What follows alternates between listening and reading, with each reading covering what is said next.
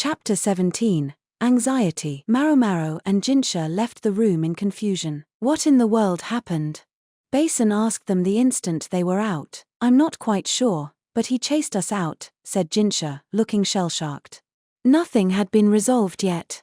He didn't know exactly what the emperor wanted to do, or what he would leave in his written will. It looked to him as if His Majesty had recognized something, had come to a sort of conclusion on his own.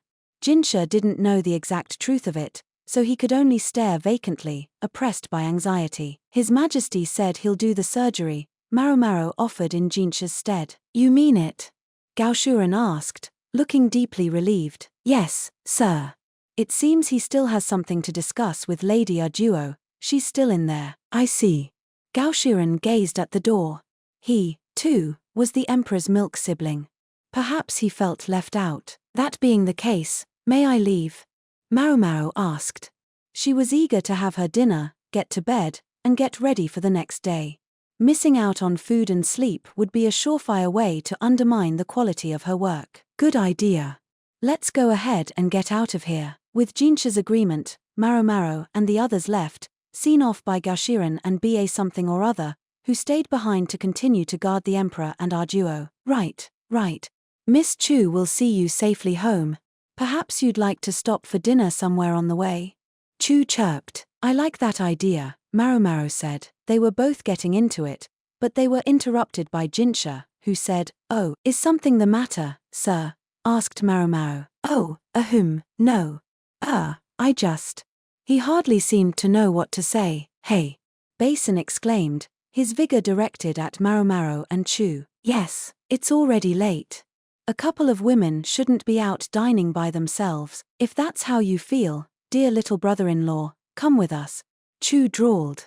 Drop off the moon prince first, and then there'll be no problem, right? HRM.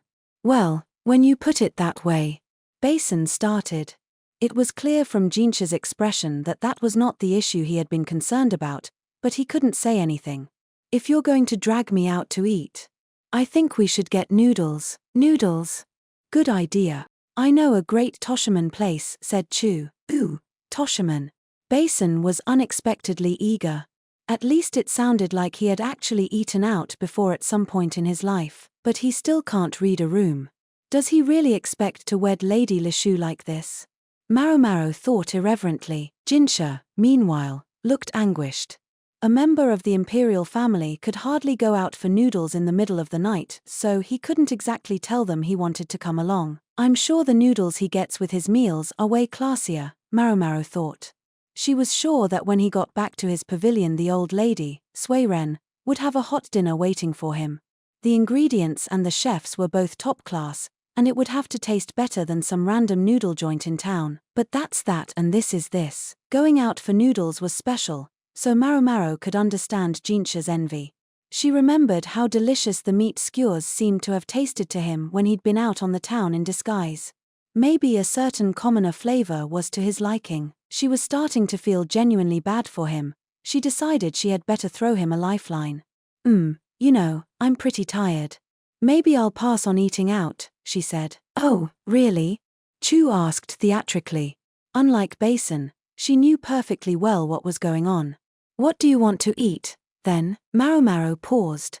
This is where I'd like to bring up Inyen's sweet and sour pork, she thought, but she said, I think I'm in the mood for the abalone kanji that Lady Suiren made for us once. Oh, yes, Jinshi said, his spirits suddenly revived.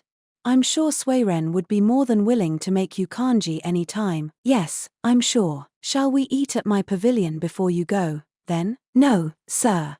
It's already so late.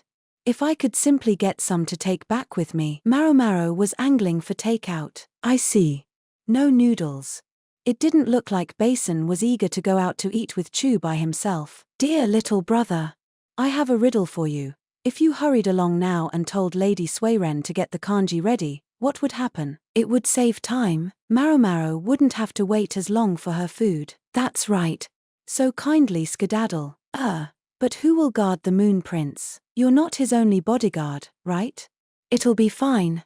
Get going. Basin shuffled off. Once he was out of sight, Chu turned to Jinshi and Maomao with a smile. I'm terribly sorry, Moon Prince, But Miss Chu simply must go powder her nose. May I go ahead of you? Ah, yes. I don't think there's anything especially dangerous in this palace, so as long as you're in here, you should be okay without a guard. Why yes, I suppose so. Go ahead and use the bathroom. Oh, no, sir, Chu drawled. It's not the bathroom. It's powdering my nose. She winked broadly and then ran off.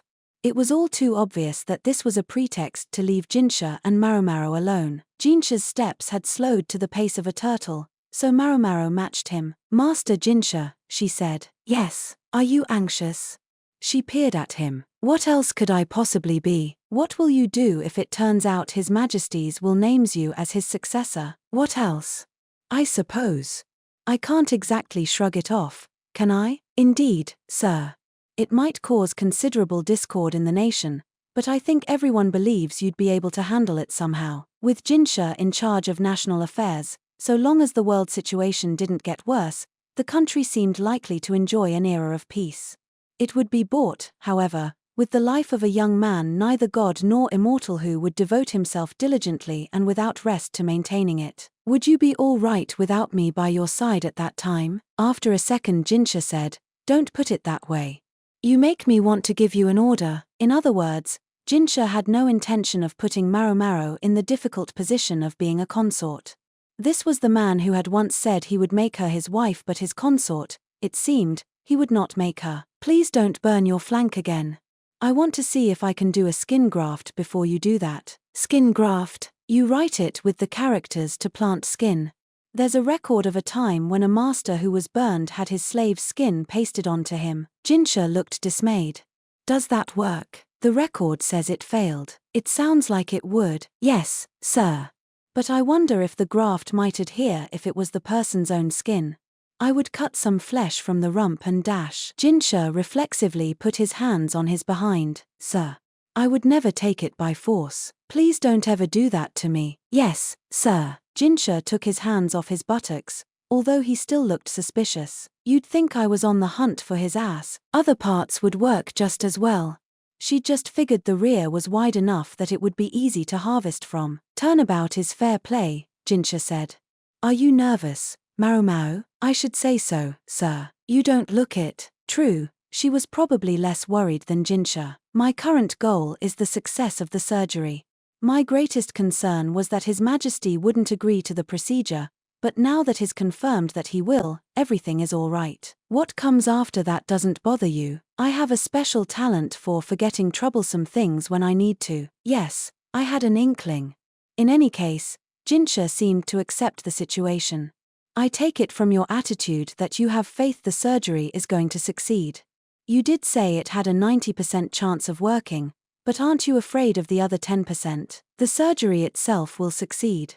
I know it will, because Dr. Liu will be holding the scalpel, and my father Luo Men will be assisting him.